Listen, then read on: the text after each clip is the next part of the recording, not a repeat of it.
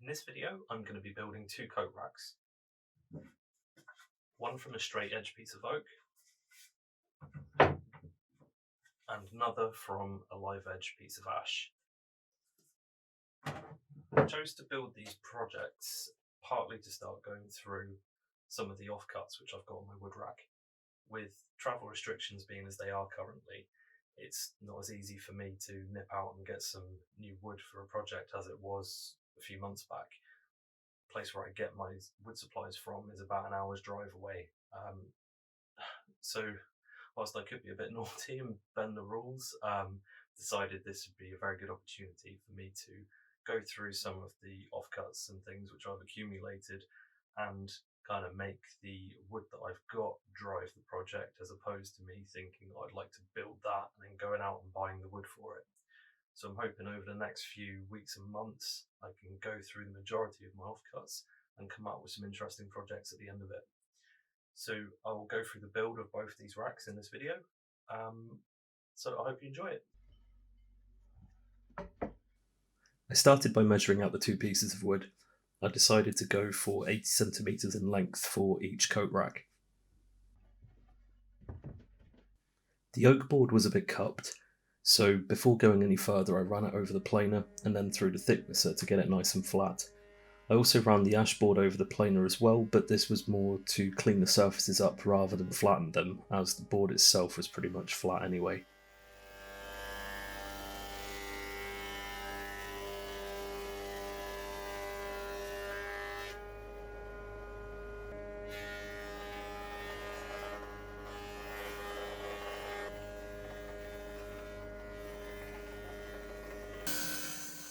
The oak board was 24 centimetres wide, so I just decided to rip it in half down to 12 centimetres.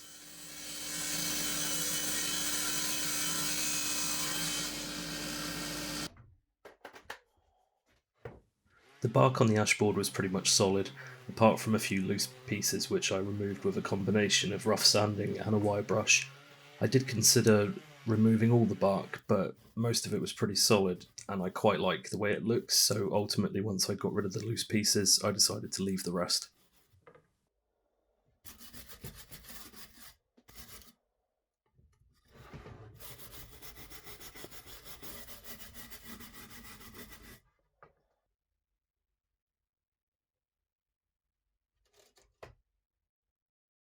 Next I marked out the spacing for the hanging pegs. As the boards were 80 centimetres long, I decided to space the pegs by 10 centimetres, which would give me 7 pegs per rack, spaced nice and evenly. I marked out the peg locations, and then I used a centre punch to give the force in the bit which I'd be drilling the holes out with something to register against.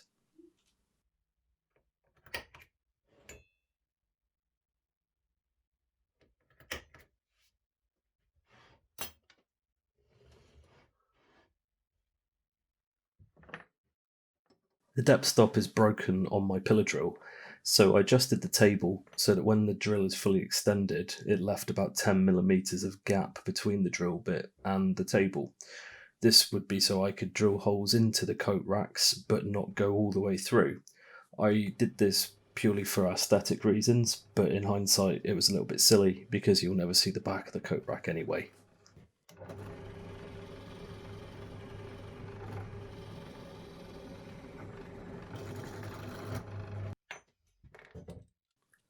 I used 15mm copper pipe for the pegs.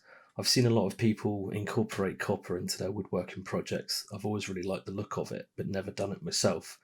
We had a spare length of copper pipe kicking around in the outhouse, so I thought this would be an ideal opportunity for me to give it a go. I cut the pipe into 10cm lengths for the pegs.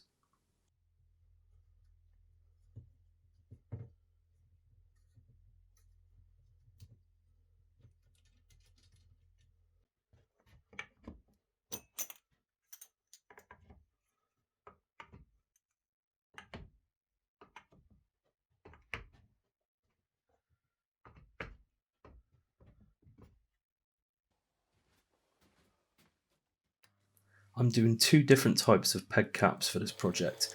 For the first set, I turned an offcut of walnut down to approximately 25mm in diameter.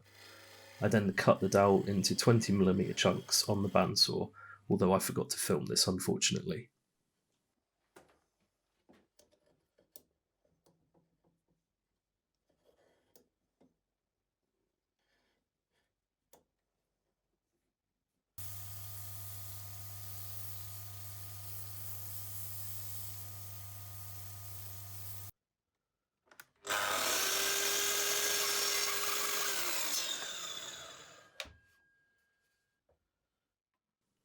I rigged up a quick jig on the pillar drill to allow me to drill holes in the middle of these little caps.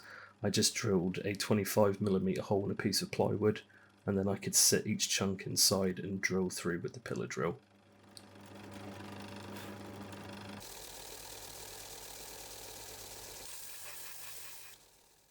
I gave the cap ends a light sanding on the belt sander, and then moved on to the second cap style. For the second style, I used a 25 by 25mm piece of oak. I just rounded the corners over on the belt sander and then cut them into 20mm chunks on the bandsaw, which I also forgot to film.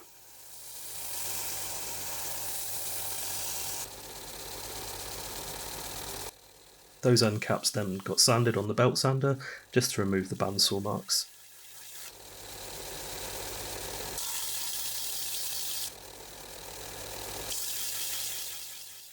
I used a similar jig for the square cap ends, again just to make sure that I drilled the holes in the same places each time and that I wasn't having to try and hold on to a little piece of wood while forcing the bit into it.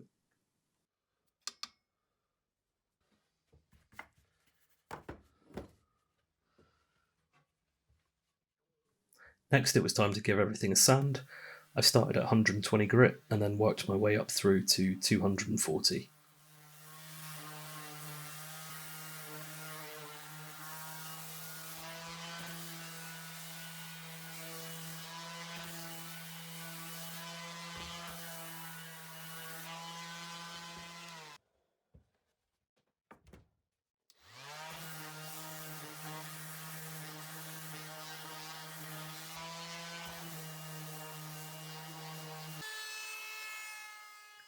I added a small chamfer to the edges of the oak rack, and I added a round over to the edges of the ash rack.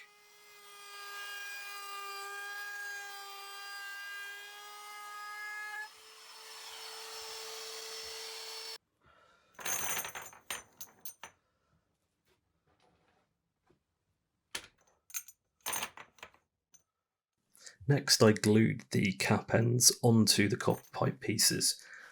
I did start with epoxy for this, but it was so cold in the shed that it was really difficult to get the epoxy to mix properly. I was also finding that it was a bit messy, so I ended up switching over to using superglue gel, which was much easier to apply and a lot cleaner. It came with a nicer result and no kind of squeeze out when I pushed the caps onto the pipe pieces.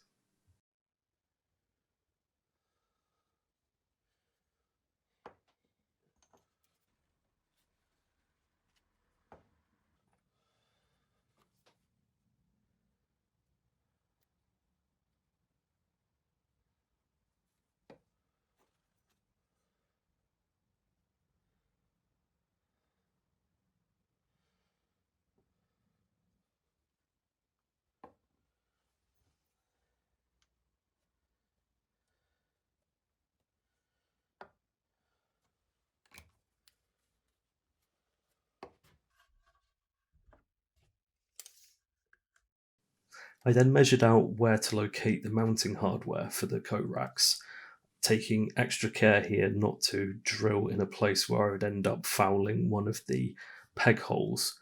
I ended up measuring 15 centimeters in from each side, which meant that I'd be right in between two pegs, so no danger of colliding with a peg hole, and also that gives a nice 50 centimeter spacing between the two brackets.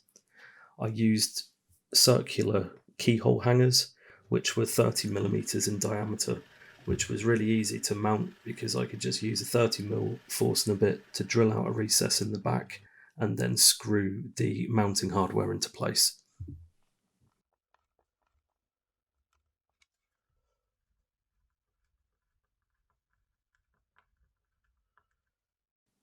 I could then attach the pegs to the coat rack body. I used the same superglue gel as I'd used for the caps. I was mildly concerned whether this would be strong enough, but now that it's dried, I can't pull the pipes out of the holes, so I'm pretty happy with the bond. I used Danish oil for the finish. For each coat, I went on fairly liberally, left to soak in for 5 to 10 minutes, then came back and wiped off any excess, left it to dry, and then denibbed with 240 grit sandpaper. Repeated this about 4 times.